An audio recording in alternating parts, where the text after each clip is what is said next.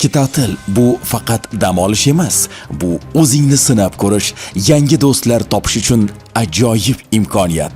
Yoshlar ishlari agentligi yoshlarning qishki ta'tilini mazmunli tashkil etish maqsadida 5-10 yanvar kunlari mahallalarda mazmunli ta'til dasturini taqdim etadi.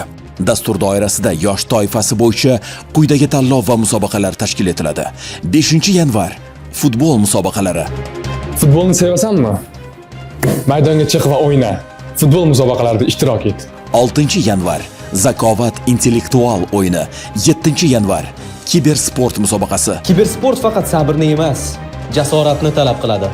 Bizning safimizga qo'shil, kuchli va shijoatli bo'l. 8-yanvar milliy karaoke tadbiri. Qo'shiq aytishni yoqtirasanmi? Sevimli qo'shiqlaringni milliy karaokeda kuyla va qishki ta'tilni maroqli o'tkaz. 9-yanvar shaxmat va shashka o'yinlari.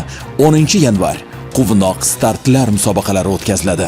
Yoshlar, sport bu kuch, harakat va g'alaba. Sport tadbirlarida faol ishtirok et.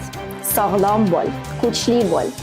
Oldinga intil. Shuningdek, Ibrat farzandlari, Mutolaa, Ustoz AI, Uz-Cheez platformalarida onlayn viktorinalar o'tkazilib, g'oliblar qimmatbaho sovg'alar bilan taqdirlanadi.